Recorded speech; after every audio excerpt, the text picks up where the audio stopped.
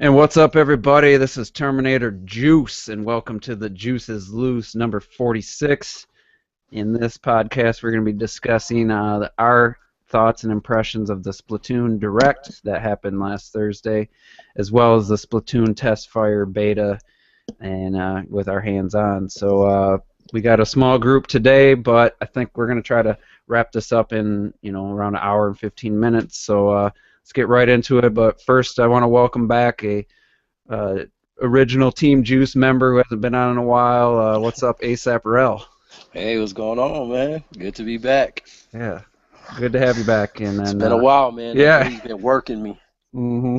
Yeah, so Well, that's you got why. that. You got a newborn, so I mean Yeah. that's a good excuse, legitimate excuse. Yeah. So. And next up, we got Mizzy. What's up? When your room looks kind of weird. Oh, my bad. What's up, folks? Mr. T in the house. How y'all doing? Little Muppet Babies intro. All right.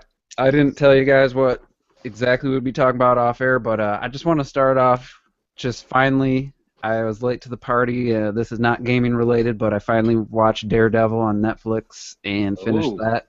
Finished that yesterday, and I just wanted to real quick agree with everybody who said it was awesome and say, yep, it was awesome. I love that show. And I don't know if you've seen it, Rel or T, but I just wanted to say that show was pretty damn awesome. So Yeah, I saw it. Yeah.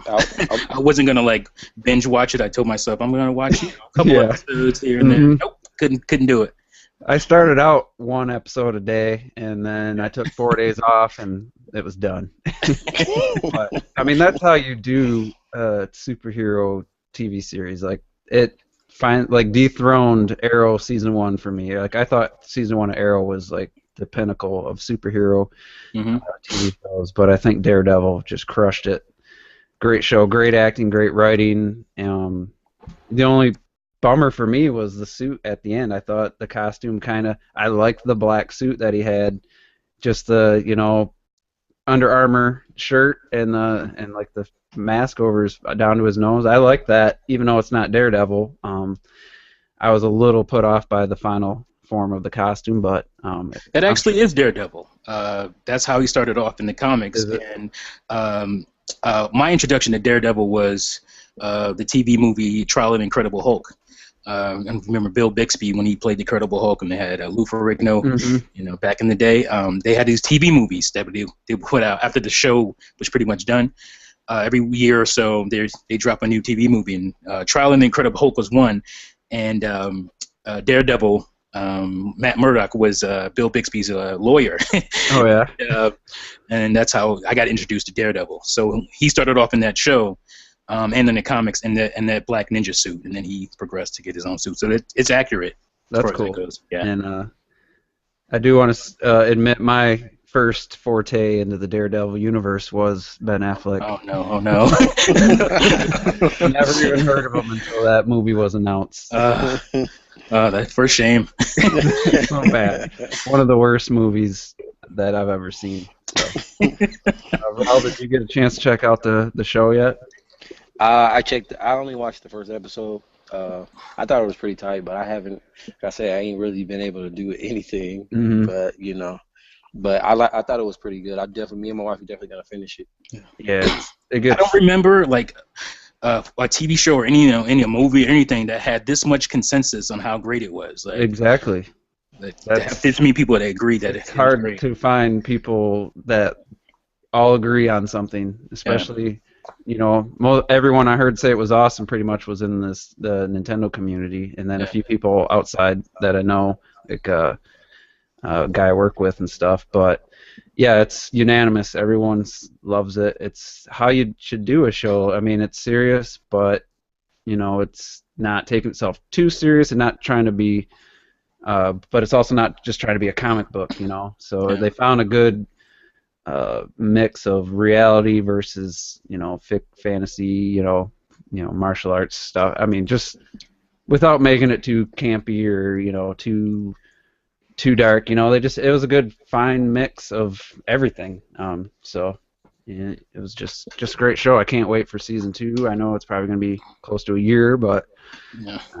and I just love I love the actors they got. I thought everybody did a phenomenal job, and Deborah Ann Wall plays the Secretary Karen, and I've been a fan of her since True Blood, and I hate True Blood. That show's terrible. I mean, it's just the only reason I kept watching it was because of her. I just really liked her. I'm a fan of redheads, and she's beautiful and a good actor, and it was a good role. I was glad to see her in something that I enjoyed to watch. So.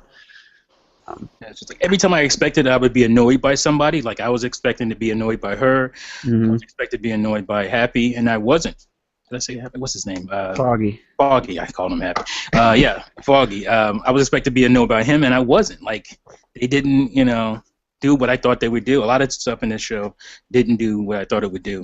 That was surprising. So very good writing makes all the difference. And the directors they got to direct the episodes, I mean, they did a fantastic job. I don't know what kind of budget they had, but they did an amazing job. So that just, I wish the Legend of Zelda series, I mean, I hope somehow that somehow comes to light, and like that was just a rumor that it's not real. I hope it is real. And especially after this show. Yeah, it's like Netflix they seem to just have something. Their producers, somebody somewhere has just really high quality standards, and it seems to. They've been, they got 3 or 4 original series, and they all seem to be pretty well received, other than what was that, Hemlock Grove? It was a decent show, but it wasn't like a certified hit like House of Cards and Daredevil. So anyway, let's get on to the Splatoon talk. And can I make one more point about go Daredevil? A lot of people don't usually do it, but this does tie into the MCU, the Marvel universe. So. And it's not in a bad way. It actually worked really well. The first episode, if you're not paying attention, you might miss it, but they talk about basically what happens in Avengers. New York being the first one. Yeah, so that's pretty cool. And I mean, honestly, that guy that plays Matt Murdock, Charlie Cox is his name. Like, he could be in like. Like, I mean, he's just perfect for that role. It's not. I mean, just because they can take him right from the show right into a movie. Exactly. So, all right. So let's talk about the Splatoon Direct first, because that aired Thursday morning, and I haven't been on a podcast since I did my impressions right after. So I'm not gonna reiterate everything I said, but I want to get your guys' thoughts. So we'll start with you, Rel, and I want you to just focus on the presentation, the style of this Direct, where I would compare it more towards the Mario Kart 8 Direct we had last year. No Iwata, no typical Direct stuff. This was just a full-on Splatoon personality and everything. So what did you think overall of the presentation and the style that they took? Yep. Kind of like the 50 facts of Smash 2, where they were just kind of talking. I found it entertaining. I thought it was really cool. I like the way they did it. I like seeing Iwata and like seeing the other guys too, but I think it's cool when they switch it up like that. And when they're focusing on one game, I think it's pretty cool when they do it like that. I enjoyed it overall. Yeah, I mean, we had the Smash Direct over a year ago, then Mario Kart 8. I thought the Hyrule Warriors one was the least exciting of the specific Directs, and then Bayonetta, they kind of had like the interviews with the Treehouse people, and they've taken kind of a different approach to a lot of these individual Directs. So Ms. T, how'd you feel about just the presentation and the style that they went with? Yeah, I mean, I agree. I think the Mario Kart 8 one is a good example of what they were trying to do with this one. I like Iwata. But I think for one game, when they're focusing on one game like this is probably the best way to do it. Put on a show, and then most of the Nintendo Directs are basically video newsletters, and because they have a lot of information they're trying to get out, and for some people, they look at them as mini E3s, and sometimes they are, because there's a lot of cool information that comes up. But sometimes it's just it's just a video newsletter. So, but I think for specific games, it's a good idea to do this because it should be a marketing thing as well. You're trying to sell the game, so usually when they do these one-off video game, one game focused Directs, it's about a game that's about to come out soon. So you want to try to sell it too. So I think. like you said, it did feel like almost like a episode, like a show. Yeah. And in typical Nintendo's fashion, they use almost all like gameplay footage. Like I think if not all, was just basically the in-game stuff instead of trying to, like what they did with the X presentations in Japan. They didn't try to create some CG or something that's not in the game. They just use the actual game assets, the visuals, of the game to do the whole presentation, which was cool. So I agree. The presentation I thought was great. I thought it was the most refreshing direct since Mario Kart 8. I thought it was the best one since Mario Kart 8. I liked the announcer. I liked how it started basic information and then got to some good information at the end. Just in case somebody was watching that didn't have any idea what Splatoon was, they kind of started it at the very beginning for people, which for us that knew everything about it, I was like kind of rolling my eyes for the first few minutes, but then I was like, come on, get a little more in depth here, but then they did. Next we'll just talk about the new info that they provided. They kind of revealed their plans for the game and made clear what they meant when they said the launch was just the beginning for this game. They're going to hit it with support of DLC. A lot of people took that as this is Evolve, Nintendo's version of Evolve, and we're going to have to buy a bunch of maps and stuff right away. In Nintendo, in their typical fashion, everything up until August at least is going to be free updates as far as maps, gear, and weapons coming in free updates. So that was cool. And I want to ask, I'll go to you first, Ms. T. Do you think there's a chance that some of maybe the first few updates, they might have the stuff ready, but they just want people to get acclimated to the game and kind of give us something to be excited about a month after the game comes out, or do you think they just weren't ready with some of the other stuff? I think it's a little bit of both. I think people see this and they see shooter, and it's not really that, but Nintendo's trying to do it. They're trying to make their own shooter, so they don't want to overwhelm people who don't like shooters for certain reasons.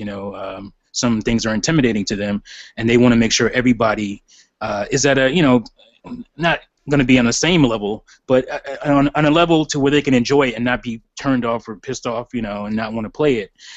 Because some guys are so overpowered, they're so highly ranked, they just destroy you every time you go online, and they're trying to have a balance with that. And so I think partially it has to do with them trying to hold off and not put stuff out there that if you buy the game in a month, you're going to be so far behind, people are going to destroy you when you get online. And but I think it also has to do with the fact that Nintendo still cares about the single player experience and the local multiplayer experience, and I'm sure they focused on that stuff more to make sure they had a full game and not just an online game. And then they put the time into the online multiplayer stuff, and so they didn't finish it in time. They didn't finish everything they wanted to do. So they want to get the game out there and get people used to it, and then drop the free DLC to add more modes and more scenarios to the game. So I don't have a problem with it. So yeah, I mean, they did the same thing with Smash, and we have still haven't seen a tournament yet. So Rel, what do you think? Do you think this was a smart way to do it, or do you think they should have just waited to release the game when everything was done? How do you feel about the update coming? I would want them to do their typical Nintendo fashion, bring it all out at once, all already. But I'll take it for me, I'll take it the way it is. I think it's cool the way they're doing it, because I think it's going to be more complete than probably any third-party game coming out. So with that, and then on top of that, the DLC is free, so you're not getting that anywhere else. You might as well just forget that. I just want my dad, and he went and bought some Mortal Kombat fatalities, and Nintendo's just anybody that was complaining about the game shouldn't be complaining when they just handing you over free stuff. So I mean, I'm cool. I'm cool with them releasing it, May 29th, and giving us the stuff later. We're still waiting on, like you said, we're still waiting on Smash Brothers stuff. So I mean, but Smash Brothers has so much to it that we're cool with it for right now. You know what I mean? And when we get the tournaments, that'll be cool. But I think it's all right the way they're doing it. I don't see any problem with it. Yeah, and you got to look at from a business standpoint. Nintendo had pretty much had to get this game out before E3. We've seen it so much, like the game people have seen, like it needed to come out, and it sucks for that this is the second time they've had to do this. But if you think about it, if they didn't have this game coming out, do they fill that void with Yoshi? I mean, after Kirby didn't really sell that well in February, I don't think they could really afford to follow that up with Yoshi's Woolly World, just because it's a similar. That's a great point. So I think I think they had to get this game out in May, and the other stuff. I like the way that they're doing it. They're giving us free updates, and I also think the Mario Kart 8 DLC reaction, how well received that was, led to them. Maybe they saw a blessing here and said, "Hey, now we can." A couple weeks after launch, we can have this update. We can have an announcement, get people excited. 3 weeks later, to have another one, get people excited again. So. I think they probably saw it as a win-win there, and we get the game. We don't have to wait. We can play the single player. We can play online. You can join your friends' games. So it's not like it's completely stripped of an online experience and stuff. Right. I think that if it was that would be way too extreme. If they just the online mode wasn't there. But I mean, they made a mistake. I mean, the one mistake I feel like they made is that they put. For Splatoon, they put the multiplayer foot forward first, and for me, I remember when they first revealed it, I was kind of like, "What is this? This is going to be an only online thing." So I wasn't even as excited, to play it. I got super excited when I heard about, there is a single player, campaign, a story mode, and I was like, "Oh, good," because I'm not too hip to the only online stuff, the only online multiplayer games, because once that server's gone. That game is gone. I have a game right now, NBA 2K. What is it, 13? That came out for Wii U. I guess 2K decided to shut the servers down, and that game is I can't even play anything. I can't even do exhibition in that game. I'm gonna call I'm gonna call and I don't know what I can do. I'm trying to get a class action lawsuit going or something because I paid $60 for a game that doesn't work. Today, 2 years ago. Why can't you just do like a season mode or something? I tried to, and it's just like it can't. I think everything can't connect to the EA it can't connect origin. to the server, right? So it's just like it won't. Or no, that's not EA. That's 2K. Sorry. No, it's 2K. Yeah. It won't let you do anything in the game. So I don't want to get into that right now. I'll do a whole video on that. Yeah, that's bullshit. So, but I agree. I was probably the first person in this community to say this game needed a certain feature, which I'm tired of talking about, so it'll remain nameless. But once that single-player announcement was made and then they showed the footage for the first time, the game was day one for me basically at that point, or at least I was getting it. I decided once there's a single-player game, I love Nintendo's single-player experiences. That's why, Mario... 3D World still my favorite game on the Wii U. It's got a local multiplayer and I was one of the people that said that game just doesn't need online. It just doesn't for me.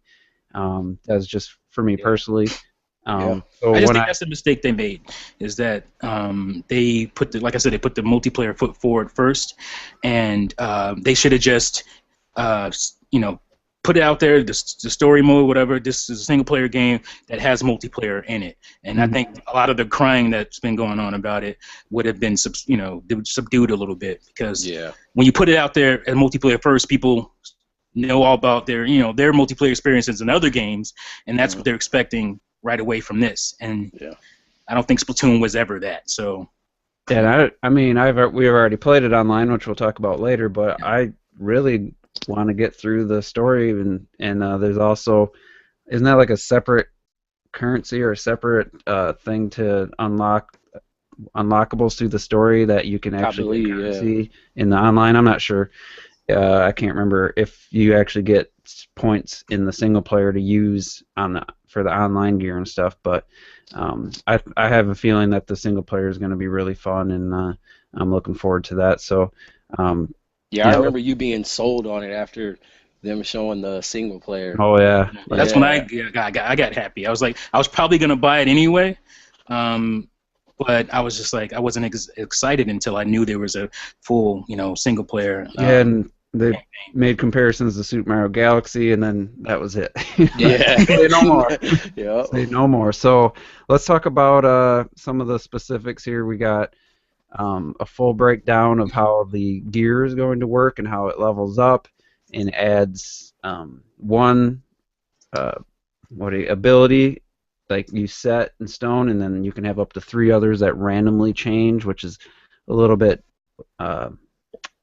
I don't know what the word is. It's kind of weird that you can't just choose the 4 you want. But what do you guys think of the overall depth of gearing up your character and how it affects the actual game? Because that's the first time they went that in depth on it.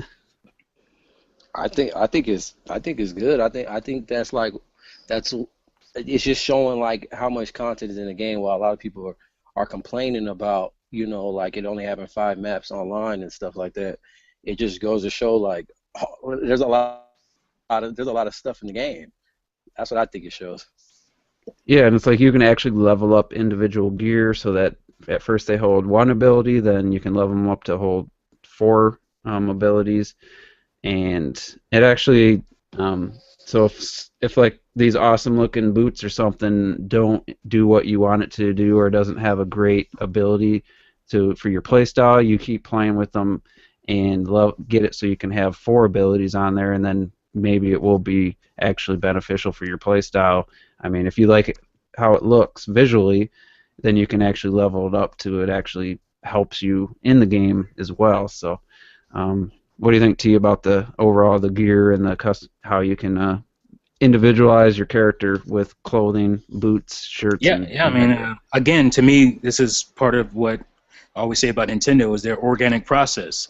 I'm sure, this is probably stuff that they started putting together maybe late last year.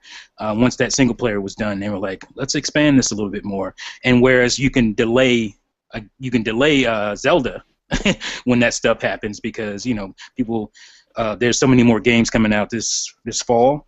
They wanted to get this game out because, like you said, there was this huge gap, and then Kirby, which I didn't expect it to do more than like 200,000, at least for the first year.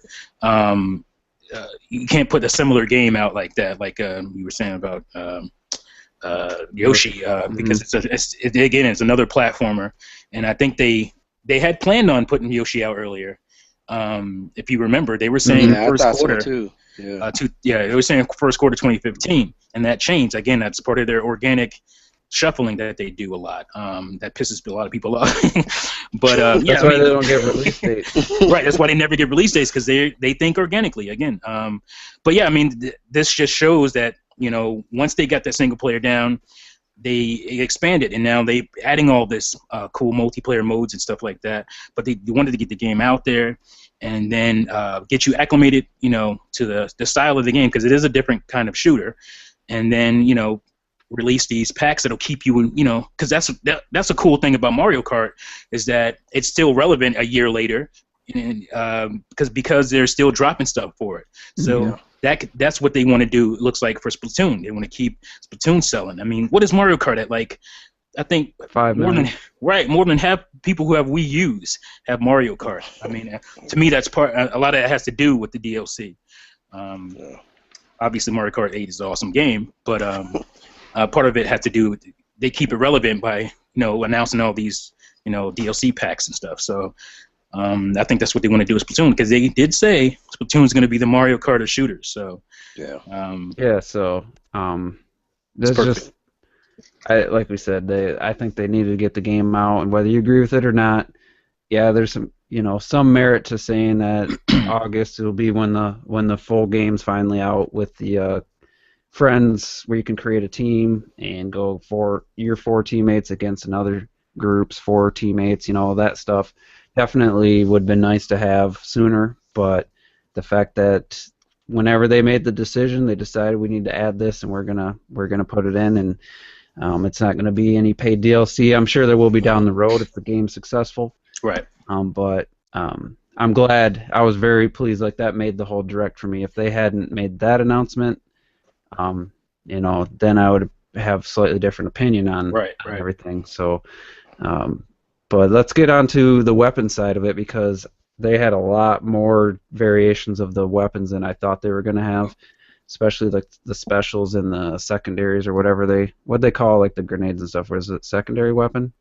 I think that was secondary. Yeah. Yeah. So a lot more variations of splatter shot and the charge shot, and then there was a ton of secondary and specials. So I'll go first. I was shocked that there was more than just like one or two of each style, with more to come, and they all looked great. I was really excited to see that they had like a assault rifle version of the splatter shot with a lot more range. That's what I'm going to probably be using. Before going any further, we're going to welcome a latecomer. Only half hour late, but sorry, baby troubles, man. I had to get her down. So. That's all right, man. What's up? There's 9 to 5 gamers joining us back in Juice is Loose. We're talking about the weapons in Splatoon from the Direct, not hands-on yet because that's coming later, but just from the Direct. I was shocked by the amount of different weapons in each category, with more to come down the road. And I saw like the sniper with the scope and stuff. I wasn't expecting to see anything like that, and the one had the ridiculous range. I mean, so there's a lot there. Hopefully, it's not too long before you unlock all that. They didn't really go into if all the weapons will be available in the beginning, or I think they did actually have to level up to get to some of the weapons. So 9 to 5, why don't you jump right in, and if you want to throw the gear and the weapons into one. We already talked about kind of the customization with the shirts, but just from the Direct, what did you think of the weapons and the gear for the characters for the Inklings? First off, on the gear, I liked how if you like a gear set, you don't necessarily have to like squash the gear set and not use it. You can add attributes to it, like what they said in the Direct, and then you can continue to rock that gear, which is really cool because a lot of games make it so your gear is pretty much useless after you get to a certain level. Like the mass majority of games actually, which is crazy. So I like that aspect of it because you kind of get to rank it up in a sense, which is awesome. And towards the guns, I have a feeling not with the guns necessarily in the demo or the beta or whatever the hell you want to call it. The guns in the actual final game, the ones that they showed where you could shoot like at a longer distance. It seemed like certain guns are going to shoot longer distance but spray less paint on the ground, which is really cool to me because you can have people that are more so just the paint throwers, and then have a group of people like 2 guys be the paint throwers and 2 guys be like the shooters. One dude be a sniper, and then one dude be like a more close corners that's going to shoot back up, you know? Yeah. Yeah, there's look like a lot of balance there. You're going to get range while you're not going to be able to cover the ground around you easily. So I liked that approach. A lot of people were saying that the rollers are OP and all that shit, and I look at it as if you get close to me, yeah, you're going to kill me, but you got to get there first, you know? Yeah. All right, what about you, Ro? How are you feeling about the weapons that they showed in the Direct? It's pretty. I like it because there's a lot of variety, like you said, like that. I'm not a sniper, but we had the splat charger during the demo, and I know some people were complaining that it didn't have like a lot of range. I was watching some people's videos and they were saying like it didn't have a lot of range, but you have that other one with the scope that goes further. So I mean, it's got a lot. I look at it like they got a little bit of everything in there, so it's pretty cool. I like the rollers remind me of like shotguns, and you get close enough, you're gonna get laid out, So I mean that's just that, and but yeah, I like the diversity of all the weapons and the sub weapons too. Yeah, we did mention the sub weapons. There looks like a lot of. The only thing I'm not sure is does every gun have its own secondary automatic, or can you? It seemed like it was going to have a preset secondary to go with it, or can you So, that was one thing I'm not clear on. I don't know if anybody else got any knows any more than that. What I know, but like if you're thinking that it's like you create your own loadout in a sense.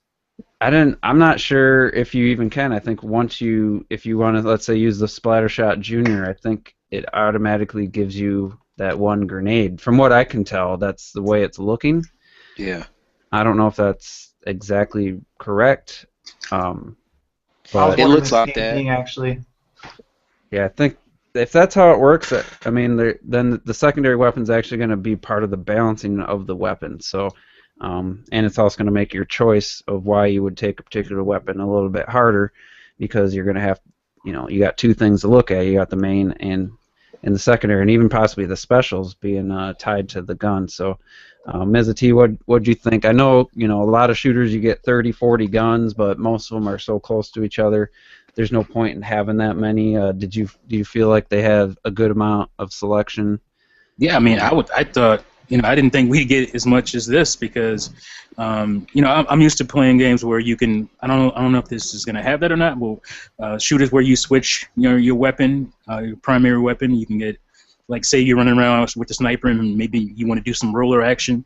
If there's going to be like power ups in the level or not, I don't know if they're going to do that or not, but because that might affect balancing. That would have to be in a patch or in Splatoon 2. I would think they might. And it doesn't look like they're taking that approach. Right, but I'm like I said, I'm surprised that you're going to be able to have this many different, weapons and sub-weapons, because, of the simple core basis of the game, which is, covering the ground.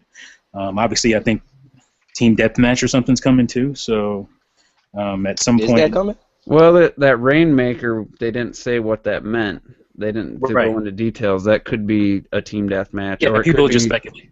Or it could just be it rains paint and you gotta you'll just instantly die if you're not in the right taking cover or something. So I hope they stay away from team deathmatch kind of because that's gonna bring some more crying, a whole another round of crying that I could live without. So and I like the fact that this is, even though it is a shooter, it's very different. The main thing is to cover the as much ground as possible, and you won't get these overly tactical crazy people trying to just go way out there. Yeah, team deathmatch. Rainbow Six or something. So I think if they do team deathmatch, they have to take away the ink covering the ground, so people can't hide in their squid form just in a puddle waiting for people. There's gonna be some camping, right? It's gonna be crazy. But if they find a way to do it, I wouldn't be opposed to having some variety to that. No, of course not. They do it, man. They do it well. Sure. All right, so next I want to talk about and I just linked you guys to a Game Explain. It's just a short video of them walk. They must have the final version of the game because they always get it freaking early. They show themselves just walking around the plaza, the main hub world. They have a nice 1080p 60 frames per second video up that just kind of shows walking around, and it's really cool. I'm not sure exactly how that will, if I want to just jump straight into online, is there an option? But anyway, I wanted to talk about a little bit of a controversial subject to some people. It's not the main thing everyone's crying about, but and that's the quote-unquote Day 1 DLC, the Amiibo support. We didn't really know exactly what it was going to be, so I just want to ask you guys. I'll go with Ralph first. Did you feel like the Amiibo content was? Did you think it was enough to justify buying an Amiibo? Do you think it's enough to open an Amiibo if you find one? And also, do you think it's so important that you can't miss out on it, or is it something that's if you never got an Amiibo, you don't think you'd be missing out on too much? So where do you lie in the Amiibo support for Splatoon? How do you feel about it as an Amiibo collector? I've thrown in the towel on that. It's getting too hard for me, man. But I mean, I don't think it's that big of a deal. I mean, they're if I'm not mistaken, they're challenges. All they are extra challenges. In the single player mode, shoot 20 balloons in this level. That kind of stuff. It's like play the this level with the charge shot only. Yeah. But it's the same levels, it's the same story missions, and then it unlocks like a special gear if you get them. If you complete all 20 with that character, and it had like a samurai, like a cybernetic samurai-looking suit. Do you feel like if you didn't have an amiibo, you're not missing out on much, or do you think it makes it almost like if you don't have it, you're gonna be feeling like you're missing out on part of the game?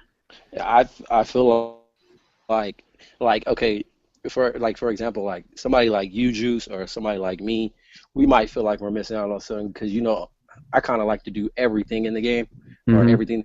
But for most people, I don't think most people do that. So I don't think really they're missing out on too much.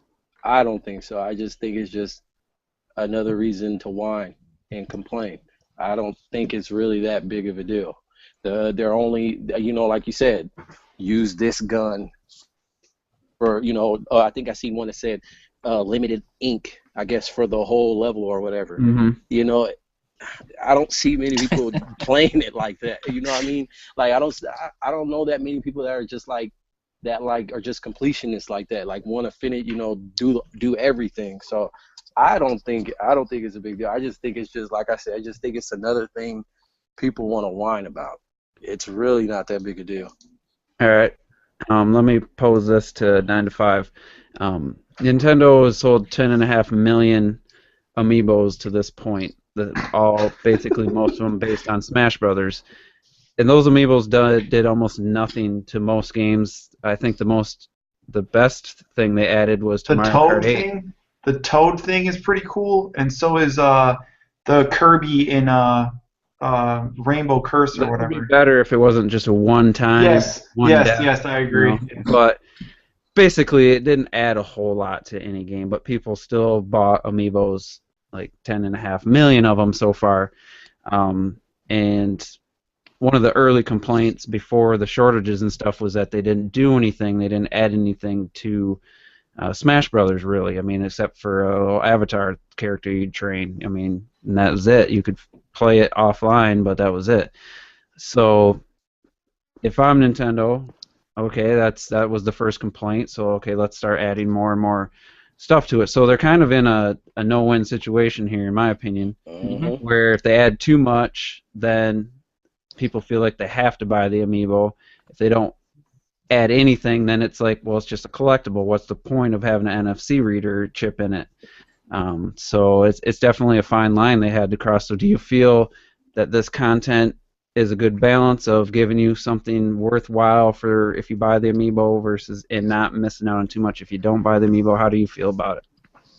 I feel that in my eyes, no matter what, the amiibos we have up until now are going to sell based off nostalgic alone. And I'd like to see the age group of the amount of people that buy these things, because I believe that it's a lot more older guys than it is like young kids or parents for their kids. I bet it's 25 to 40. Yeah, people want to collect these because they're nostalgic to those characters. They don't necessarily care if they do anything, Shit, I have 12 of them and none of them do anything. You know what I'm saying? I just like, oh, they're cool as hell, man. Why wouldn't you have them, But on the verge of the Splatoon amiibos and what they do, I think it's cool that they do something, because something is better than nothing, and especially a lot of people are buying these things anyway. You know what I'm saying? Like a lot of the people that are legitimately complaining, you're buying it either way, whether it did something or not, you were gonna buy it. So what are you complaining about? And I like the whole idea of amiibos. I love them. They're freaking phenomenal. I wish that Splatoon was that game that literally took the amiibo and ran with them and made it so every single amiibo did something in the game, whether it be challenges, whether it be giving you gear for your character. No matter what they do, I wish they would do something with this game, because it seems like it would be easy to implement into the game. Mm-hmm. Like you could give me a T-shirt with Mega Man on it, or give me a hat with whatever on it, or Sonic shoes. That would be cool. That'd be awesome. Yeah, I would like. That's a really good idea, because the Mario Kart 8 costumes for your Mii character was a really cool addition. That it's almost like having that Mega Man in Mario Kart now. If you have the Mega Man amiibo and scan it in, and it'd be really cool. It'd be really cool too. Say you scanned whatever in, and whatever you scanned in, it would give you gear, and then those gears would have different perks on them. You know what I'm saying? They could do so much with it, and I don't know if they're gonna, or who knows if they are. But if they did, this would be the game to do it on. Yeah, I kind of agree with you there. I wish, because a lot of people have Amiibos, 10.5 million Amiibos out there. So a lot of these people have Amiibos already, and just give us a little something. And if you don't have a Mario Amiibo, you're going to be missing a Mario hat. I mean, oh, whoop-de-doo, like it's not going to ruin the game. So I had a specific question for Ms. T. Oh, okay. I remembered. Oh, I wanted to answer that. Oh, you can touch on that, but I also want you to get into this part. Splatoon's the first game that has, if you want to count Mario Party 10, but that was still the same characters we already had. Splatoon's the first game since Amiibos have come out to launch alongside with a matching Amiibos for that game. Like I said, the Mario Party ones were already the same. You could use the Smash or the regular ones. This is the first game, so moving forward, Nintendo's going to have, if they have a new game come out, if they decide to do Amiibo support, it's going to come out on the same day, which makes logical sense. You would release the Amiibos in the game at the same time, you'd think. So with that in mind, Nintendo's always going to have to make those Amiibos do something. So already that means that they're always going to feel like they took something out of the game, or something that could have just been in the game anyway is going to be in the Amiibos. So, I think Nintendo's always going to have this problem with people saying that Amiibos are content that should have been in the game anyway, and maybe day one DLC, like some people are calling it. But if they're going to move forward with Amiibos, this is going to happen every time. So if you want to answer the first question and then touch on what I just said, take it away. Yeah, well, it'll kind of tie into that, too. If you have 5 or more Amiibos, and you're crying about, Splatoon Amiibo and what they, quote-unquote, add to the game, just shut up. You have no right to speak. Because if you're a collector of Amiibo, you're going to get these Splatoon Amiibo anyway, I would think. And you're not, again, if you buy games like, say, I don't know, Batman, that has challenge maps and stuff like that, and you're complaining about this, again, shut up. You have no right to talk. I don't want to hear from you. Now, if you're somebody who is just a completionist of a game and you don't own any Amiibo, have no desire, then I can understand you having a gripe. But again, this is just, extra little throwaway stuff. Like, this isn't anything big for the game. And yeah, the minute Nintendo announced Amiibo, they were going to have this problem regardless. Because I'm in the camp of, I actually want a game that really goes in and as far as Amiibo support, like a Skylanders type of game. A lot of people want that. You see the articles and people saying, "Yeah, we want this because the Amiibo support is pretty lame. I don't want to buy it for that." Mm-hmm. And so when they do that, then you have the other side. Oh man, they're locking stuff away. So it's just like you're not gonna win. You can't win this, regardless. Just Nintendo, just make your money. You're gonna make your money anyway. Don't worry about this silly stuff. Because if you're gonna get mad about Amiibo, you got to get mad about Skylanders. You got to get mad about Disney Infinity too, because those games, lock a lot more stuff away actually. That's silly. What was the just how, like you just mentioned it, like Nintendo's stuck for life now. If they're gonna make Amiibos, they're always gonna piss off one half for one reason and the other half for the other reason. If there's not, I just wanted to say, as far as like you were saying, I know a guy. I watch him all the time. Metal Jesus Rocks. Shout out to his channel. He has more Amiibo than me, and he doesn't even have a Wii U. So that's what I mean. That's what I mean right there. What do you say to him? This makes sense. People are going to argue about this back and forth. Is it DLC? Is it not DLC? Yeah, it's a form of DLC. Yes, but to this point. Being upset about anything, I haven't seen anything yet that's like, oh man, that's totally a big part of the game that's locked away, and you need Amiibo for it. And it is a challenge, Batman fly through the hoops challenge, that kind of crap. That's all this stuff is. It's people want to pretend it's bigger than that because people like to complain.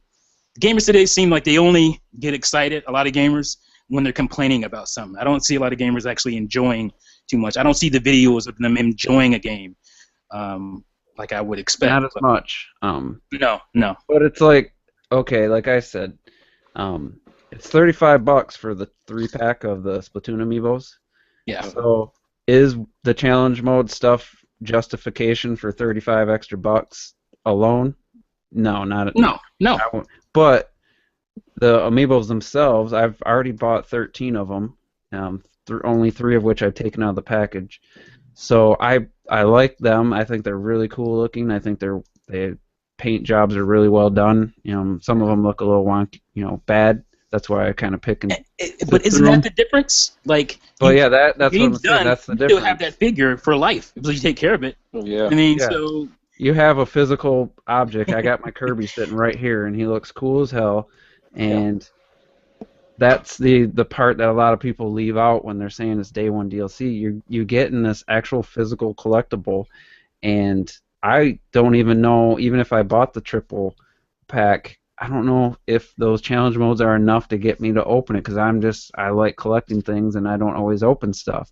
Yeah. But it's enough to make me think about consider opening them. Dude, I just opened up my Amiibo. I just did it because I bought like a cool little shelf or whatever I want to put them on, and I just opened them up. And yeah, I did a couple of things. I did a couple of things in Smash, but I wasn't like, oh my god, I got to do all this, unlock all this stuff. It was just like, okay, I'll do it because I can, kind of a thing. Yeah, if you're collecting Amiibos and you're gonna sit there and make a video or comment about how stupid this day one DLC is, you're already buying the Amiibos, so now it gives you even more reason to buy them. But I could see if it locked away like a game mode or something. Not counting Mario Party, because that stupid Amiibo mode was lame. It was a really dumb mode, and it's like, how many people already had a Mario Amiibo? I mean, it unlocked it with any Amiibo, from Mario to Bowser to Luigi. So it's not like you had to go out. If you already had a Mario one, you were covered. But anyway, so I mean, I could kind of see where someone would be mad if they had to feel like they had to spend that $35 to get some really cool content. But on the same, this is Nintendo. Like, they didn't just say, okay, take this stuff, put it in the Amiibo. I don't know 100%. I have no idea, but in my heart it tells me they just took a couple people to the side to say, all right, we're going to do Amiibo support, come up with something to add to the Amiibos. That's what I think. Something that wouldn't have been in the game anyway. If there wasn't Amiibos, we probably wouldn't have. That's just how I feel about it. I could be completely wrong. I'm just guessing, but that's how I would think they went about it. But that's how I hope that they went about it. So anyway, let's just give our final thoughts on the Direct, and I'm just going to ask this question. You can answer it as quickly or as long as you want. Before playing the Testfire, and Ms. T already played the game, so it kind of doesn't count, but did the Splatoon Direct help, hurt, or keep your hype level at where it was after watching the Direct? So we'll start with A$AP Row. It's just stayed the same, man. I've been hyped for the game, been wanting the game, so the Direct did nothing. All right, how about you, 9 to 5? It helped because it helped explain a little bit more about the game, because we never really got that amount of content on the game until then. Like, I was already big into the game. Like I told you, I'm pretty much done with first-person shooters. I'm really over them unless you show me something extremely different. It's the same old shit over and over again, Mm-hmm. And seeing the game, for one, I was like, the art style is awesome. And then seeing their Direct and them explaining how all the, like you said, the classes of guns and all that stuff and the unlocks are going to work, that to me showed more drive to want the game more than I already did, which was awesome. All right, how about you, Ms. T?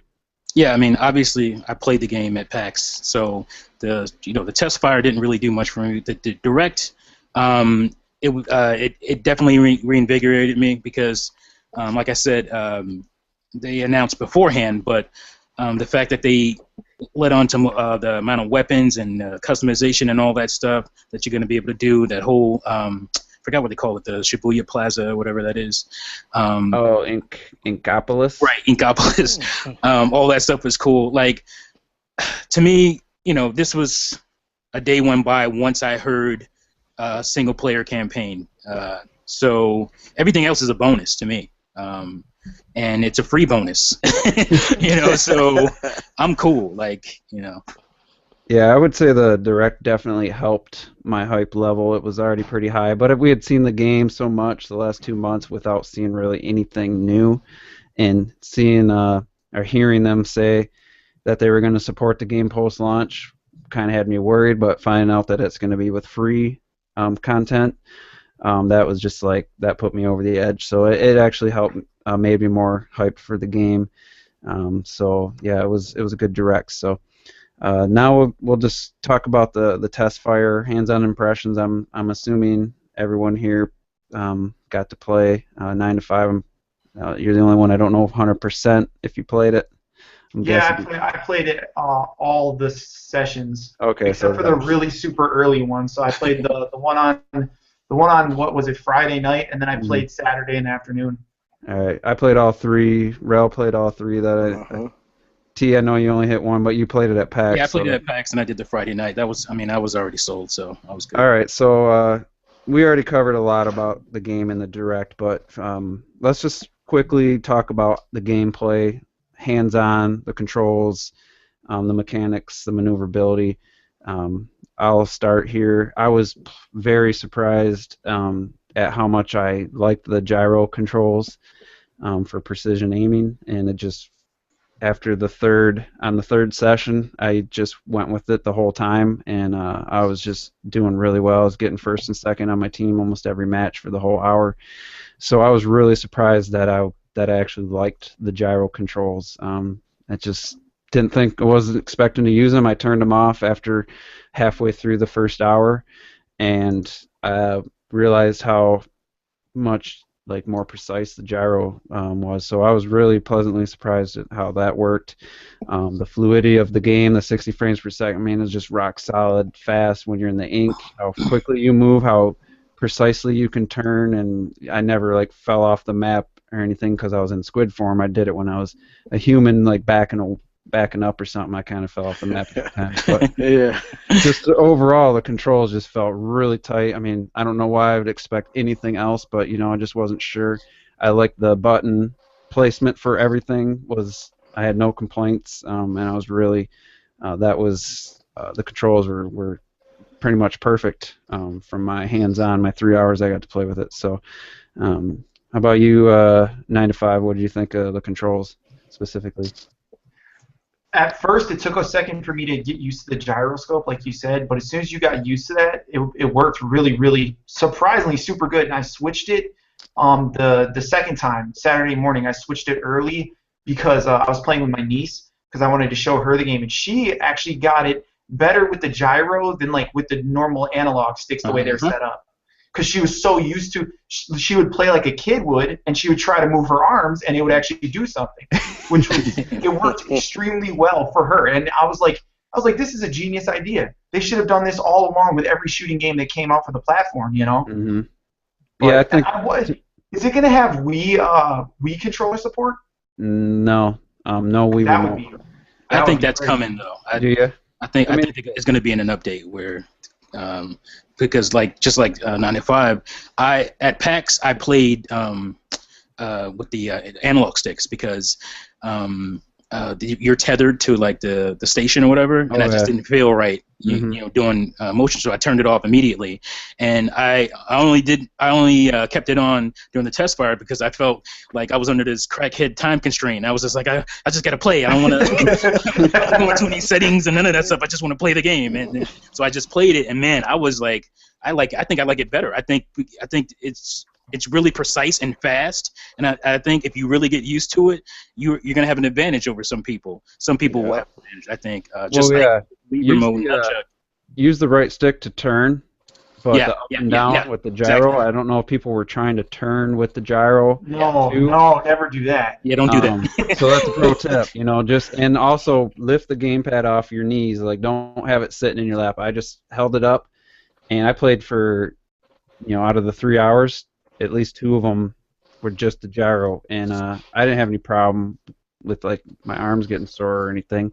But having that free your hands free and not have like at first I tried having it sitting on my knees, and it just didn't work. And I kept like shooting down and stuff. And once I kind of lifted it up and held it up, really worked for me. But I'm not saying that's how you should play it because everyone is going to have their preference. And there's people in the comments. One of my comments said that they went to the dual analogs and really started doing better. So whatever works best for you. I jokingly said that a real gamer will play with the gyro controls, but I was just messing around. But I do want to say, if you didn't try them, or you only tried them for one game, and give it another shot, because I tried, gave up on it, and then I went back to it, and it is really nice. But if you want to be, just use what you're comfortable with. But I will say I was skeptical of gyro, and it actually is the preferred method for me after giving it a fair shot. So when the game comes out, I just recommend people trying it for a little bit, and give it a good hour. Give it at least an hour. At least you definitely got to give it some time, because in the first hour gameplay on the Friday night session, I played all the way through with the gyroscope.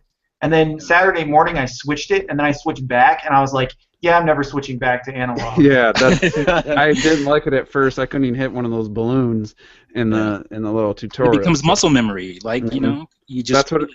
That's what I was hoping for, and I didn't expect it to click during the Testfire. I thought maybe I'd need more time, but by that third one, I was just like me and Rel were in a hangout, and I was just like, "Yep, top of the team," and I was just like taking out people. I died multiple matches where I only died once, so I never had a match where I didn't die. But so Rel, how do you feel about the controls in general? And I'm pretty sure you said you used the gyro the whole time. Yeah, I did. I went like what 9 to 5 said. I was using the gyro pretty good and everything, and then I went to the right stick just to try it out, and it didn't feel right. So I couldn't hit anything with, but that's just me. Like I said, that's just me my personal. Yeah, I mean, I will say like that. I think that works better for me because I was never a huge fan of dual analog for shooters. That's one of the reasons I kind of stopped playing first-person shooters, because there are a lot of them, post 6th gen was all about the dual analog, and I felt like I was a beast in games like GoldenEye, because it was really close to keyboard and mouse using the arrows, the analog and then the arrows to strafe. I was like, yeah, I was beast in that, and then I never really got super good at dual analog when it came to shooters. So this kind of takes me back to almost the dual analog or the N64 stuff, N64 strafing and all that kind of stuff with the. I will say, like, honestly, like 9 to 5 hinted, or Mrs. T, maybe you said it, that I think the people that get good with the gyros, just like the Wii Remote Nunchuck in Call of Duty, will have a slight advantage in accuracy and mobility, because it just you can turn that sensitivity all the way up, but there's no auto aim in Splatoon, so I think that was the wake up call for me specifically, was there's no lock on auto aim, so I prefer that in any shooting game. I prefer that, and I wish more shooters would do that. Yeah, so maybe that's where I struggle, but all right. So I mean, overall, everyone feel good about the controls? Anybody have any issues with button layout, anything? No, it was pretty. I thought it was very intuitive. The left trigger for going into squid felt just natural. Oh yeah, that was. Yeah, that was awesome. I don't want to give away too many of my tactics, but one of my favorite things to do was to go into the ink and then just move the camera around and see where everyone's at. It's kind of like being prone, Yeah, I wouldn't sit there for more than 5 seconds, but I would get my bearings, see where everyone's at, instead of just like blindly going after everybody. And that's the cool thing, is that I love that, because I was worried. We all were worried about people just camping in the ink and stuff. And you can camp, but people can hit people can see you, when you're moving around. It's and like if you bubble, and if you sit there, you can hit that spot, and that'll eventually hurt you and kill you. So you can't just hide. You can tell when you're hitting somebody that's in a puddle. You can see it, right? So it was good. While we're talking about the controller in hand, let's talk about the map on the gamepad and showing the ink coverage, showing your teammates like live where they're at, 1-to-1 where they're at on the game pads, where they're at in the game, and the like launching to your teammates mechanic. So I don't know what you're talking about, man. I was completely lost. I didn't know where anybody was. Yeah, because I could never tell what my teammates was doing. Keeping it real, T. Keeping it real. Needs not. So 9 to 5. How'd you feel about the use of the gamepad screen for the map and being able to jump to your teammates? I think the way they did it, they pretty much squashed the whole aspect of needing voice chat for the game. You know what I'm saying? Because you could see where all your guys are, and if you're smart enough as a teammate, you should move to where all your guys are. You know, and then or if you see an area that's completely uncovered. Or if you see an area, and say if you're a roller and there's an area that's completely not touched, you better roll your ass on over there. You know, but the whole like launching thing to your partners, that's genius. That's smart as hell, because not only does it help the fact that you're not going to get spawn camped, but it also makes it like fast travel to your character, to your teammates. You know, it's smart as hell. And I find that the amount of paint per team is very accurate on who's going to win the game. Yeah. You know what I'm saying? I was kind of iffy if they were going to get the percentage right, or if it was going to be like wishy-washy depending on. But I've had games where it was like super close, and I'm like, damn, I don't even know who won. 51-49, and it's like, wow. Yeah, I never had one that close. You can tell. Like the map will tell you, especially the final one on your TV with a little more detail. You can tell, unless it's super close, like that 51-49, you wouldn't have been able to. But you can, like I don't know if there's bigger maps coming. I don't know, T, what ones you played at PAX, but it was the same. That jump to your teammate would help, and maybe a slightly bigger map where, because a lot of them, it was a little less useful than probably it could have been in most situations. Yeah. A lot of your teammates weren't that far away from you, but I could see it like a bigger map. Or you're skipping a lot of area that isn't painted. You know, you watch to them, and it's like, but the guys are taking everything that's in front of our base. Yeah. You're not respawning behind enemy lines. The minute you come and you're dead. And the minute you spawn, I did a few times. I spawned on a teammate. He died while I was in the air, and then when I landed, I was getting killed as I landed. So they might want to give you a little grace period where you're invincible, maybe. They'll let you blast just a few feet before you fall or something, at least. Mm-hmm. So Rel, how'd you feel about the map on the screen? Do you think any improvements you'd like to see, or anything else you want to add other than what we said already? Just that I like when you launch, how you get like a whole view of like the whole map. Mm-hmm. You guys notice that, like when you go, you see everything. Yeah. I think that's pretty tight, man. It's cool because you get a good feel of where everything's at. I mean, you know, even without looking at the gamepad, you can just kind of see everything. I thought that was pretty tight. I like that too. Yeah, I think 9 to 5 hit it. I wasn't gonna say the word, but yeah, seeing the coverage, seeing what areas need, the other team is getting, or what areas haven't been touched. I mean, it's just a really clever and good use of the gamepad screen. I mean, it's like, it's just instantly tells you right there. Okay, right that's there. what I want to do. Like then, to this point, like as far as the modes that we have and we know are coming, the main goal is to cover turf. Like, so if you have to yell at somebody to do that, they shouldn't be playing this game. Like this, this is not the game for you. Like I had a match where we lost, and one of the players had 0 points. I don't know what that dude was doing. Probably somebody called him, or somebody was at his doorbell and he couldn't get out. Maybe he got up and he had to leave and he was just getting murked in a corner somewhere. But he had 0 points. Like that guy, if you have to yell at that dude, you're already done. So here's the silver lining: the matches are only 3 minutes. And yes, I was gonna get to that. The you matches only have to deal with a bad teammate for 3 minutes total, and then you're on to the next game. You can find a new lobby. You can see if they stay. So it's not like you're stuck in a 15-20 minute battle with this idiot. But to me that made it a little bit more fun. I was laughing my ass off because this dude had 0 points. He had nothing. Somebody had to get up and walk away. It's the person that had like 100 points at the end. It's like, what were you doing? But was anybody frustrated, like upset when they were playing this game? I didn't.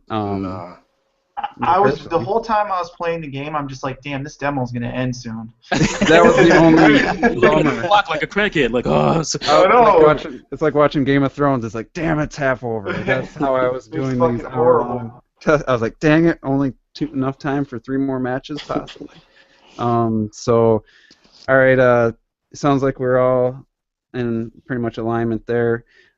So here's a question I want to ask. You know, the beta or Testfire didn't have all the features, didn't have all the options, but from what you experienced, is there things that you hope are changed for the final version, or that were just only because of the beta, like not being able to back out of lobbies was one of the things that bugged me. It even happened in the Treehouse Live. One of their lobby, like the last 15 minutes, they wasted because it didn't put people in that group with them, so they didn't get eight people, so they just sat there, and you can't back out. The only option is to power off your system. You can't. And this was just in the Testfire. I don't know if the final game's gonna be like this, but that's something for me. I really hope in the final game, if you're sitting in a lobby and only 6 players are there and no one's showing up, that you could back out and do another search. So that's my thing that I hope is changed for the final version. Does anybody else have anything they can think of? I would like I think I was telling you I would like classes. You know what I mean? Like to have like a couple of different ones, since you can't change. I would like to be able to use if I want to go to the roller, or if I want to try something else, I would like that. That's something I would like. Yeah, have like a roller class. Yeah. You could kind of turn that into being able to choose the weapon after you're in the lobby. And I don't know if that's just for the beta, but if you have to like pick your weapon and then go search in a lobby, that would suck if you're in a really good group, but you're tired of the roller, you want to use something else, and you have to back out. I hope that's not the case, but it could be. Yeah. I really hope they just give you the weapon selection screen while it's putting you in a game, or even before the match starts. But I don't think that's how it's going to be. That's something they'd probably have to do an update to change. I don't think it's going to be different in the final version. I think you're going to pick your weapon and then search for a group. I would like to see that option given to you, throughout the process of finding other players. So that's another thing I would like. Anybody else, anything they can think of? I would like keyboard and mouse support, so I can type out my commands to my team strategically. Expo. Hey, that does have keyboard support. I don't know this game, but the Wii U does support keyboards. It does support USB keyboard. No, but I think you're. To me, I'm fine with with the random matches and whatnot, the way it is. But I think once we get into the team-based stuff, and I would like, I guess, there to be a room where you can all kind of decide what weapons you're going to pick and strategize there. Mm-hmm. That would be kind of cool, I think. So, yeah. But other than that, show what your teammates have. What they're selecting as far divide the teams up, and before the match starts, you can see what people have picked. Right. And if everyone's picking rollers, and I'm like, all right, I'm gonna pick something else then. Exactly, rock paper scissors, I don't think that's gonna be on May 29th, but I think that would be a nice addition. Like I said in the beginning of this podcast, this is something new to them. So there's gonna be some learning, some bumps and bruises as they're trying to figure out what works good in an online game like this. And that's one thing I would like. Because the weapons are going to be I think the specials and secondary are set to whatever your main is. I don't think you can mix and match. So yeah, it is, because if you look in the video where they're in the store, it shows the weapon and then it shows the secondary below the weapon. Mm-hmm. So it is preset. So there's no point to have classes, because other than the gear, that's the only thing. Can you have multiple characters with different gear? That's going to be maybe that's more what you meant, Rel. Because the weapons, you pick a Splattershot Junior, you're going to have the same special and secondary. Yeah. But to actually be able to change your gear for a particular mode or a particular match, a map or something, or just because you want to stay in the same group, but you're like, all right, I want to try that my character that's better at cover and ink and not taking out opponents. I'd like to see that come in the future. So. Yeah. Well, I mean, because we couldn't even you would have to back out completely to pick your weapon, wouldn't you? And then they'll throw you in like a different lobby, right? Yep, that's how it worked in the beta, and I'm hoping. I mean, at least can we pick have the option of picking something else before we start our next match with our group? Is what Yeah, because if you're in a really good group on a good team and no one's leaving, it'd be nice to be able to switch your weapon. Yeah. So let's hope for that. One last thing that I kind of wrote down, and I know Nintendo's not too big on this, but give us the option or have Nintendo Network IDs show up instead of character names. Yeah. I mean, Mario Kart, it was okay. Smash, you just create your name when you have set your controller and stuff in your profile. But for a game like this, I'd like to see my Nintendo Network ID and see everyone else's instead of just a me name. Instead of just seeing Dave or whatever, or Justin, I'd like to see 9 to 5 Gamers or whatever you have for your Nintendo Network ID. I don't know why they created them if they're not going to use them. So I said the same thing about Mario Kart because there's a lot of people who I didn't know who I was racing against because I knew their ID name from like Call of Duty and stuff, but I didn't know their me name. So that was one thing I wouldn't mind if they changed. So I think that's about it. We got just one final question for Rel and 9 to 5 Gamers. How do you feel about the game now that you've played it? What's more excited? Just like the question about the Direct. After your hands-on, how are you feeling about the game right now? We'll start with you, Rel. Well, I mean, I was gonna buy the game no matter what, but I mean, like getting the hands-on, it was hype, man. Like I can't wait for it now. Like I want it now. I turn on the gamepad and you see the Splatoon demo right there, and like I want to press it and play too. Like, but like it's playing the game definitely for me. Just I want the game bad. Yep, I feel the same. How about you, 9 to 5? I actually was I already have the game paid off and pre-ordered and all that shit, but mainly because I'm a fan of anything Nintendo makes, I was gonna buy it, and then right. this just sealed the damn deal, man. Like when I played the game, I was like, wow, this is phenomenal. Like they legitimately pulled off, as people say, cartooned base-looking shooter, and it does everything right. It does everything the way I wanted it done. It runs at 60 frames a second, which is a must for a shooting game, because without that, you're gonna have a wicked downfall, And it runs really solid online. The online was solid on the fucking beta. Yeah. Some games are complete and they come out and they don't run. That's true. I forgot to mention I had 3 communication errors in the 3 hours total. So I mean, that's Battlefield 4. I'm a Battlefield fan. I know how bad Battlefield 4 was. You know what I'm saying? I have 500 and some hours in that game. That game was utterly dog shit for like the first 6 months.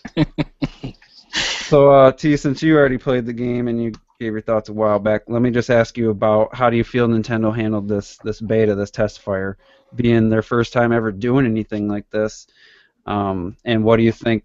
Do you think they'll did this to learn things or try to improve things, or what do you think the point of this Testfire was, and how do you think it went? Yeah, well, first of all, I think it went really well.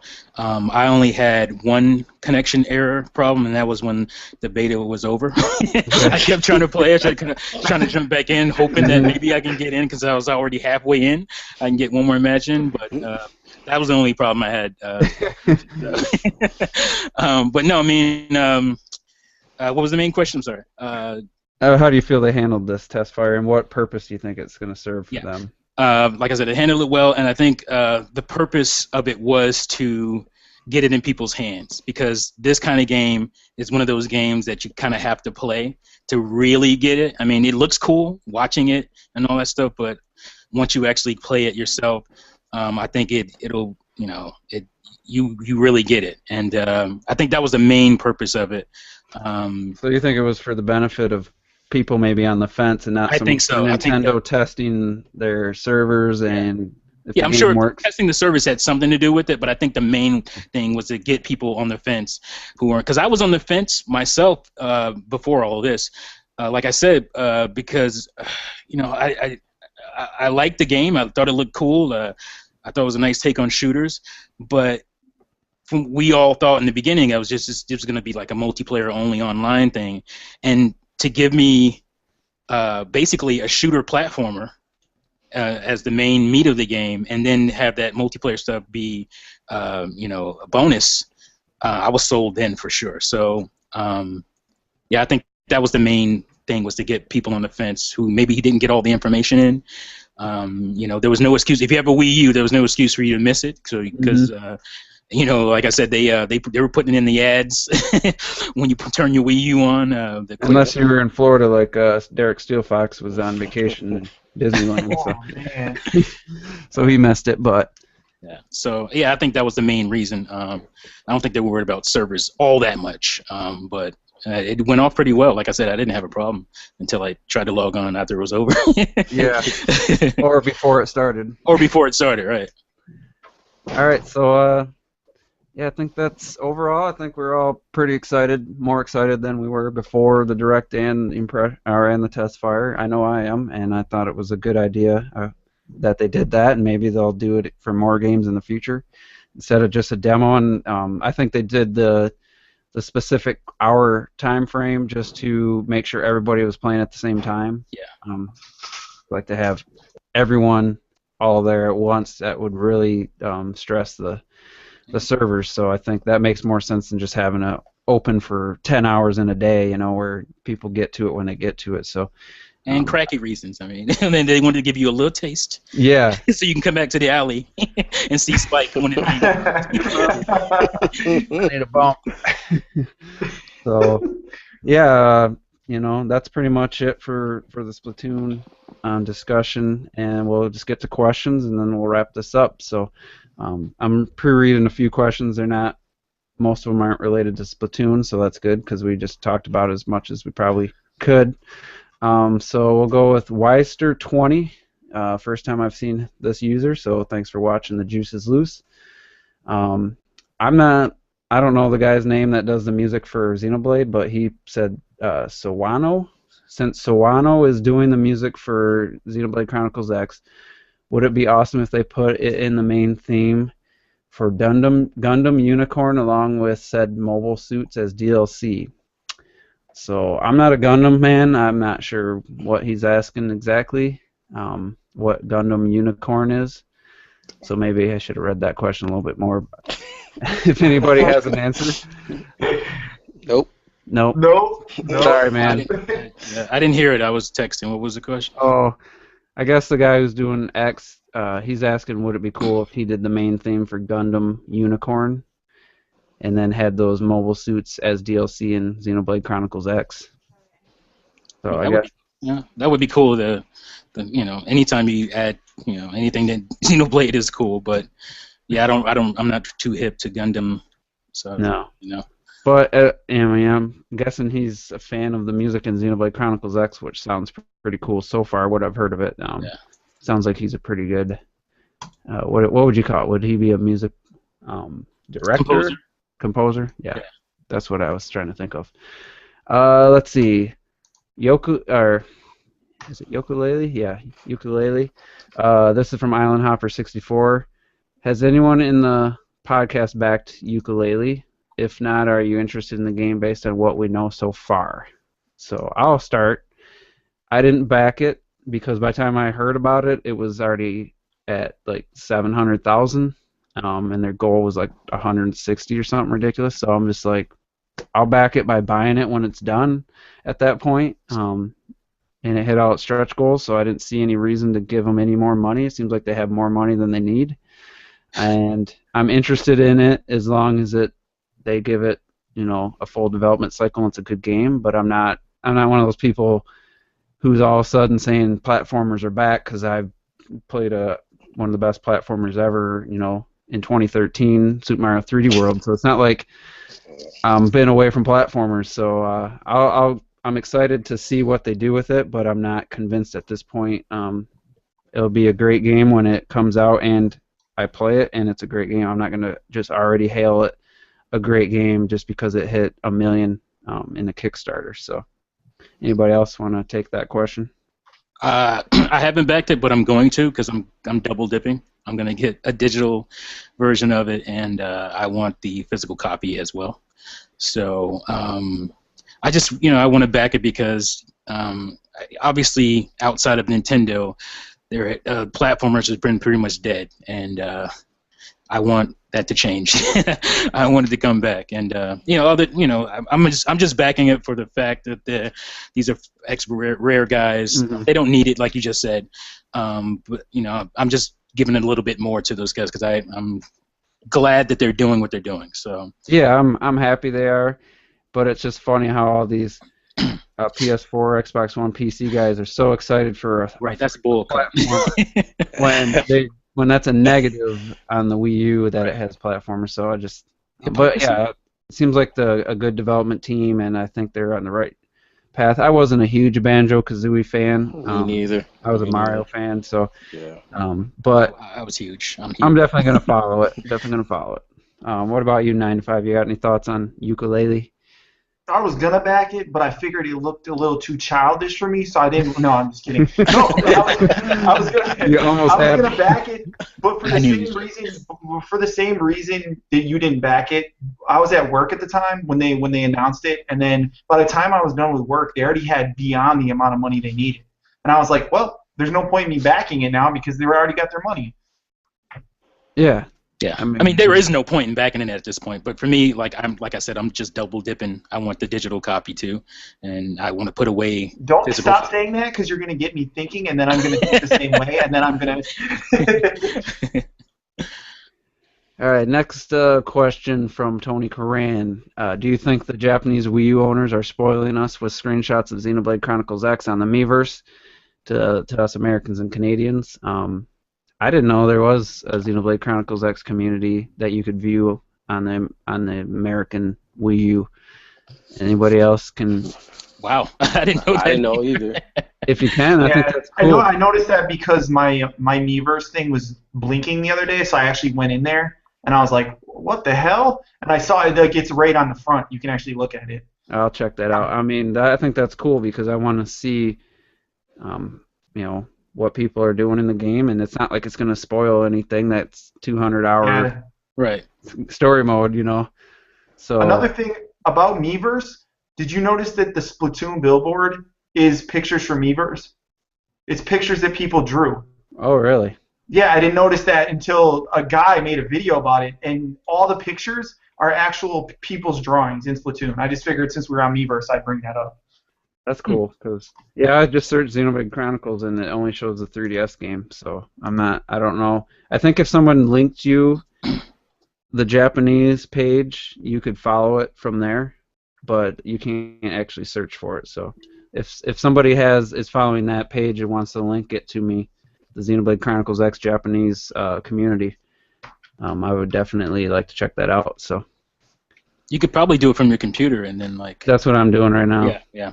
And there was no. I'd have to search on Google for Xenoblade Miiverse or something because you can't. In searching in Miiverse, it doesn't. No, it's not gonna. You're not gonna be able to do it.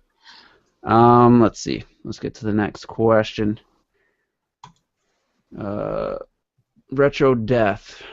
For now, the 2 levels you can select online will swap every 4 hours when the game launches. Do you think that when they release even more levels, double or even triple the amount, this time limit might go down to 2 hours or so for Splatoon? That's a good point. I meant to bring that up. That was one of my concerns because it's like you only get 2 maps per 4-hour time period. They said they did it so that you would know what weapons you would want for the maps, but that just seems silly to me. I think that's going to change when the world gets the game. I don't think that's going to last. So I would hope that there is no time limit period. I hope it's just random amongst the maps eventually. Anybody else have any feelings on that? Yeah, I agree completely with that. Yeah. I mean, it just makes no sense from a practical standpoint you get 2 maps to choose from every 4 hours. You know, they said it also give a reason to come back later, but I mean, most people only have a couple hours, if that, a day. Yeah. You know, some people have an hour, half hour to play. So I think that they're going to learn that that's not going to be well received, and they need to change that. Yeah, I don't get the point of it, really. That doesn't make sense. No. Baby steps. Yeah, like I said, they're gonna have some bumps and bruises along the way. They're gonna learn as they go here. It's a new thing for them. I mean, you could say that's an excuse or damage control, but it's just fact. This is their first time in jumping into an online shooter, so there are going to be some things. I mean, Call of Duty didn't start out with everything it has today in the first Call of Duty or second Call of Duty or third Call of Duty. It wasn't. Call of Duty 4 really set the standard for what all the ones are now since that one. Well, there was a Metroid Prime Hunters on DS. Yeah. That had all these features that the Wii U don't even have. I could not stand that game. I love Metroid, but I just fighting the same boss over and over just wasn't cool with me. But anyway, Capable Tie 7, does Splatoon help or hurt the chances of a Sunrise HD? I hope it gets announced at E3. Anybody? What do you think? I'd like a Sunshine HD because Nintendo did kind of announce that they're not making another big Mario title for Wii U. I don't know if that's confirmed or not, but I would like, by, I don't know if this year, but maybe next year. That'd be cool. Throw it out there in the summer or something. Like, when Sunshine came out. I don't know that Splatoon will have any impact on whether or not that game comes out, but maybe. I hope so, yeah.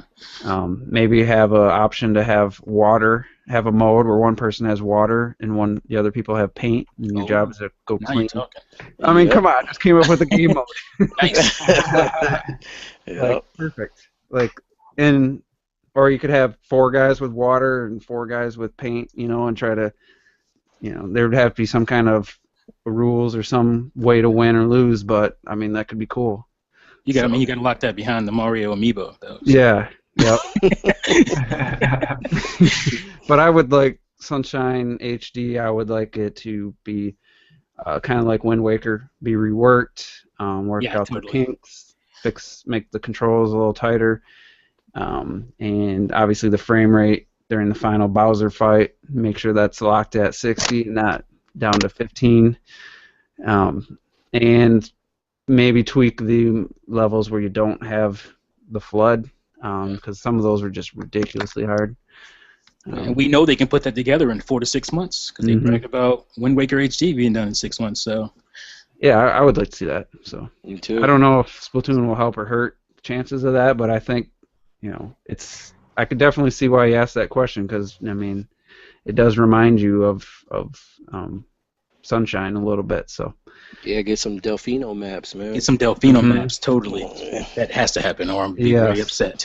They're going with like a industrial skater like aesthetic, like graffiti on the walls, but I don't think they have to stay that for every map. No. Yeah. Actually, there's one that has like wood planks, and it might have been in the single player mode, but it had like a deck. It was like over some kind of water or something. I would be surprised if we don't get Mario Sunshine type levels. Yeah, that would. And bring me some of that music remixed by the big band, dude. Mm-hmm. Yeah. And sick. The music of Splatoon is just—it's so different and cool. Like I'm all in with that music. I know it's not for like everybody, but I love it. I love it.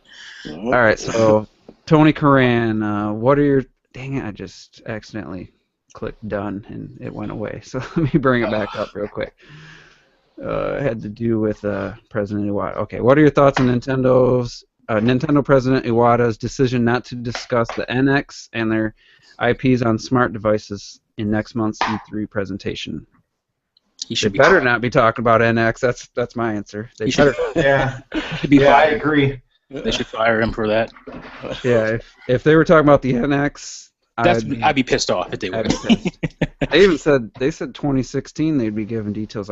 I mean, yeah, I'm fine with 2016 because 2017 would be maybe 5 years. Yeah, they drop it and that'd be 5 years. So it was, that'd be fine with me.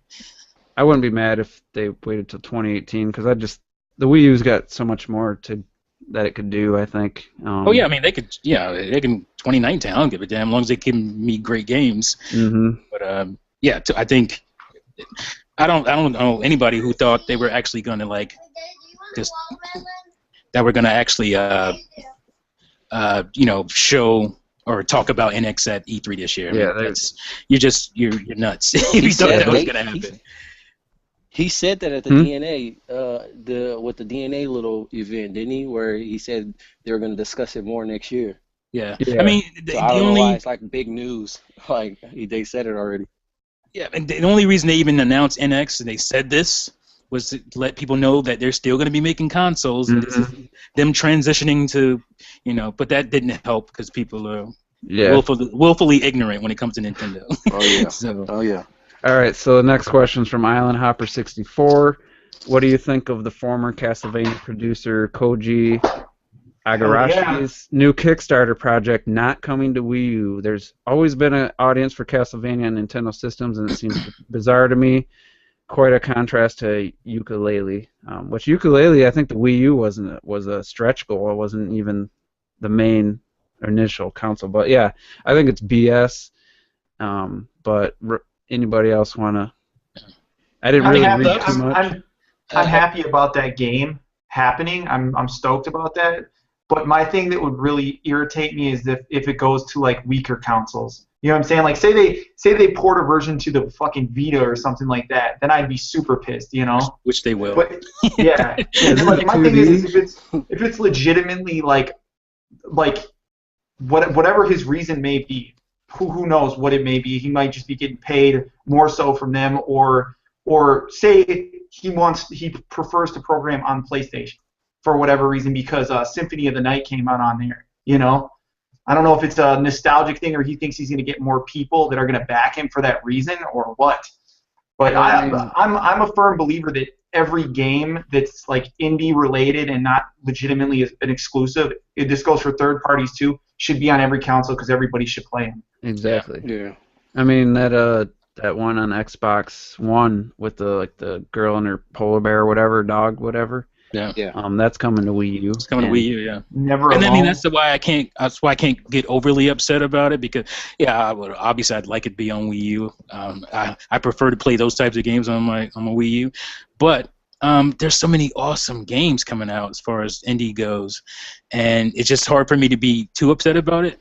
And yeah, like I said, there's just so many more. There's so many options. My only problem with the indie games is that the release dates are so up in the air. There's stuff that I've covered in like my eShop till you drop videos or whatever, like a year ago, and I thought the game was going to be coming out soon, and still hasn't come out yet. Yeah, where's that Wave Race style game? That Wave Race style game, the arcade racer, 90s arcade racer game. Where are these games? Well, Affordable Space Adventures took over a year past. When we thought it was coming. So and I still haven't finished that game, but yeah, I mean, I understand why that happens. Obviously, yeah, I mean, these are small little. And Nintendo's got to approve it. If there's bugs and stuff, Right. they got to fix them before it can come out. Right. We don't need the situation that we had with actually a couple of games have done that that Earth.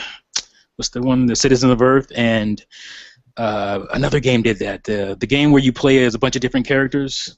I can't remember the name of it. Anyway, yeah, Cave Story. Thank you, Cave Story. That game would freaking freeze my Wii U. I'd have to shut it completely down, and it did it so many freaking times. And that was probably because they didn't fix up the bugs. They didn't, work on all the bugs and get all the bugs fixed out before releasing it. So, I mean, your Wii U would completely shut down. You get this like irritable like buzz sound, and you'd have to hold the power button or unplug it to get it to restart. So. Yeah. All right, so we'll do a couple more, and we're going to wrap this up. Capable Tie 7 is asking me about my tournament last week. He says he had communication errors and couldn't get back on. Or I would have been able to get second without it. I had trouble last week. I didn't talk about Mario Kart yet in this podcast, but I was getting destroyed in 200cc. Like I would see a green shell up ahead, and I knew it was going to hit me, and it would. And then I was getting 10th, 9th, 10th, and 11th, like the first 6 races. And then I get up to like second or third, then a frickin' someone would hit me with the shell or hit a banana peel, get knocked off the track. I was a small character. I kept getting bumped all over, and I was struggling, swore I'd never race 200cc again. But then I played offline and I got 3 stars on all but one cup on 200cc. I got 2 stars on the one that isn't 3 stars, so I'm getting the hang of it, and I'm excited to try to do better this week. But yeah, it was rough. Still got 106 points out of 16 races, but yeah, it was a rough go for me. I didn't see ASAP Rel there last week.